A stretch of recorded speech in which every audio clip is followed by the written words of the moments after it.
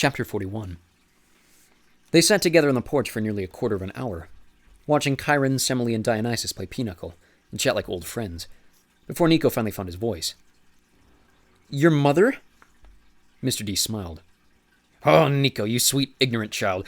Of course Semele's my mother. Have you not heard the stories?" "But..."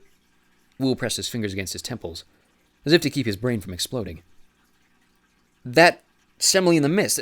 Sorry, didn't she die?" Mr. D's expression darkened. "Indeed, Will Solus. Tricked by Hera into demanding that Zeus, my father, show himself in his true form. She was consumed by the flames while I was still in her womb." He put his fist to his mouth and burst into tears. There, my son."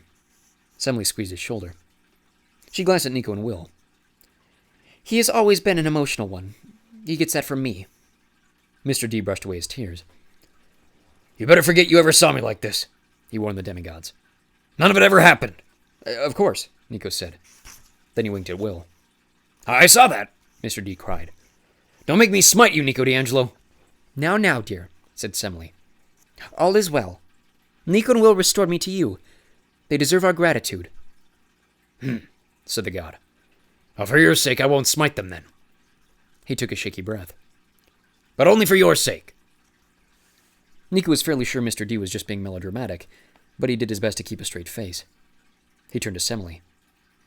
"So after you burned up," he said, "you got better?" Semele spread her hands like, "Ta-da!" "Thankfully Zeus saved Dionysus from my womb," she said, "and eventually made him a god. As for me, Zeus made me a goddess, a Semele Theon, the patron of wild, frenzied parties. It wasn't really my scene, I guess you'd say, but at least it allowed me to be part of my son's life." "And I adored it," Mr. D cried. "But then centuries ago you simply disappeared. I was heartbroken." Semele patted his hand. "I know, my dear. It was not intentional, but I'm so sorry.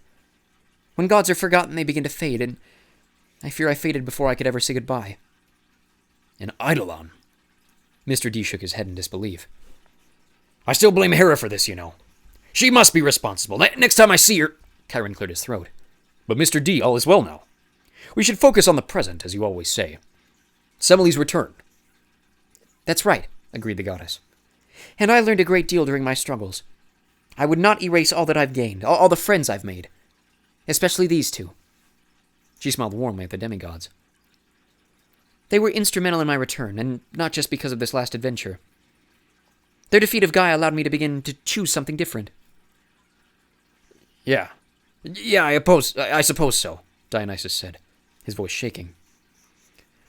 "At least you came back to me." He broke into sobs once more, which sounded like a seal barking. There, said Semele, her own eyes red. "Have an hors d'oeuvre." She offered him a cocktail weenie from the platter on the table. I suppose I owe Hecate a thank you," Mr. D sniffled. "She actually showed up to help. That's quite a development." "It seems even the gods have changed from the days when I knew them," Semele said. "Well," said Chiron, tilting his head toward Nico and Will, "I think the boys and I should leave you two here and have some time alone."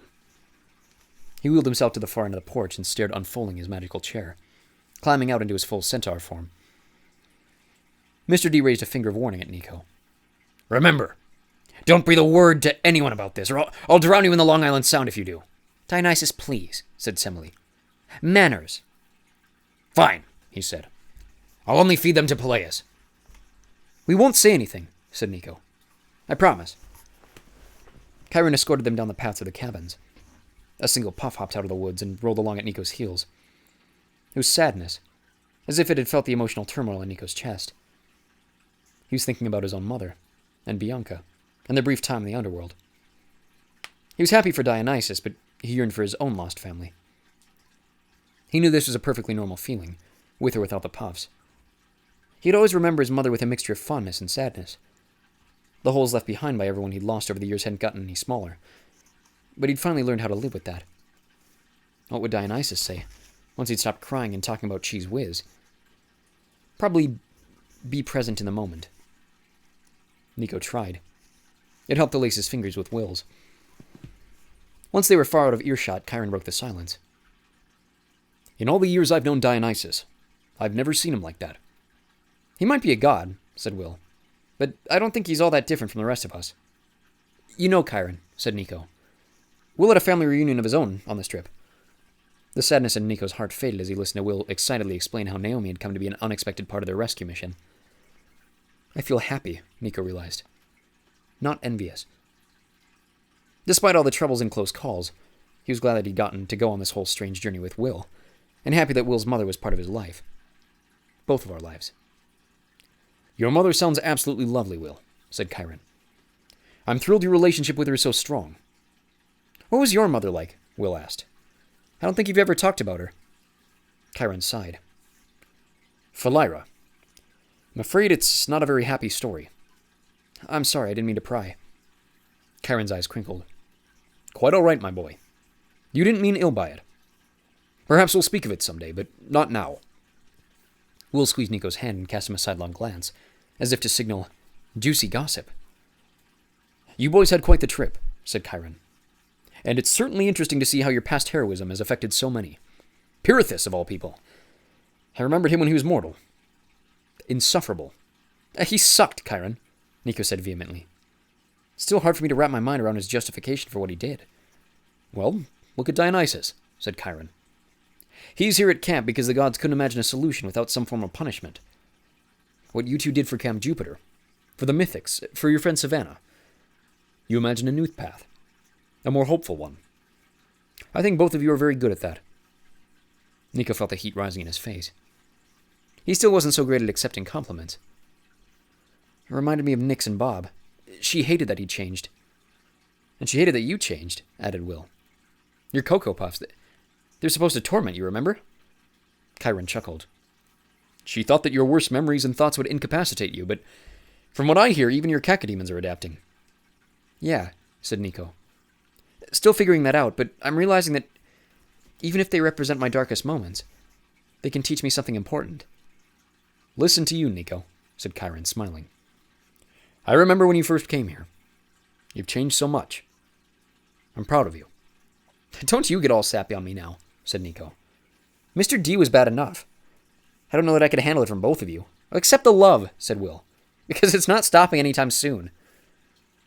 When they arrived at the cabins, Nico slowed.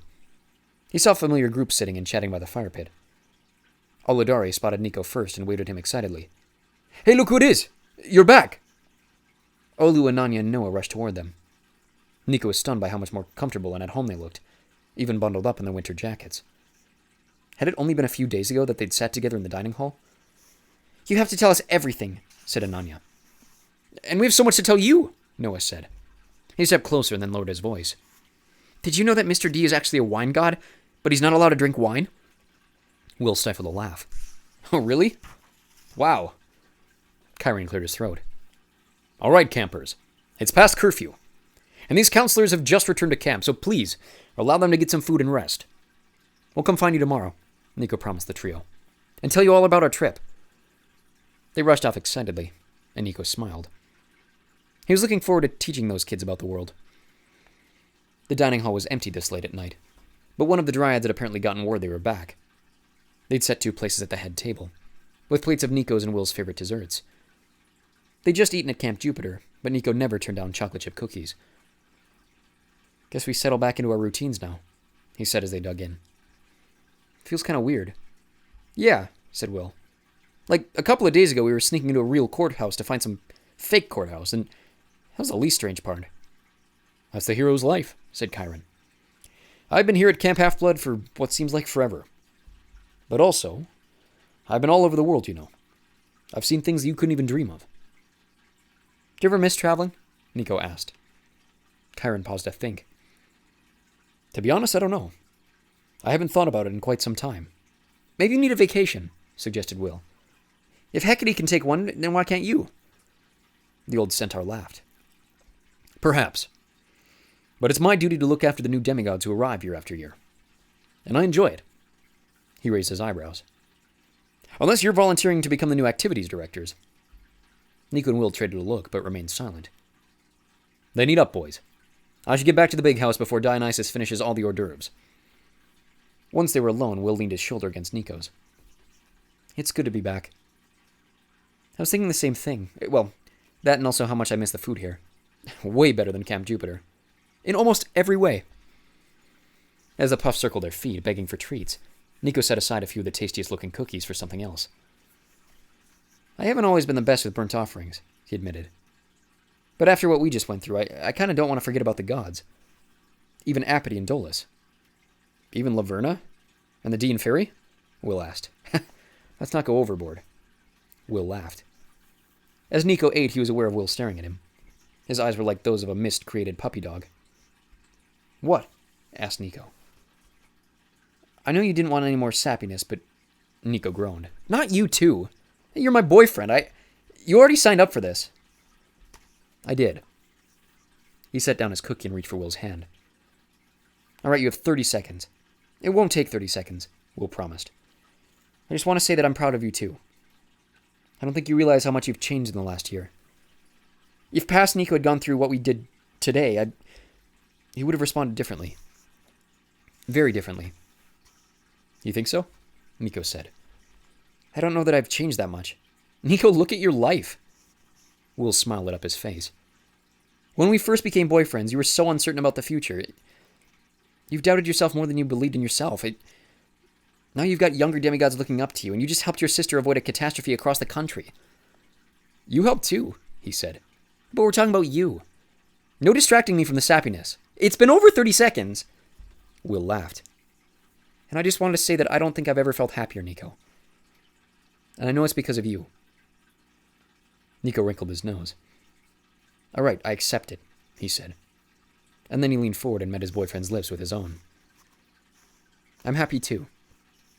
Happier than I've ever been. Loneliness howled at Nico from under the table. He thought it was because the creature was still hungry, but the cacodemon hopped up onto the seat next to him and climbed into his lap. Nico saw images from his past, watching the campers from afar, trapped in the jar, wandering the forest at night. But loneliness also showed him what had happened when he pushed through his loneliest memories. Jason convincing Nico to stay in camp, visiting Hazel for the first time, cuddling with Will in Damison's hut. For every sad memory, there was a hopeful one that counterbalanced it. Nico hadn't realized it before, especially since the negative memories were so powerful. But Nico had finally found his home, his family, and his love. He was happy being in this very place at this very moment in time. Nico settled into the present, and he allowed it to embrace him. Like a new friend.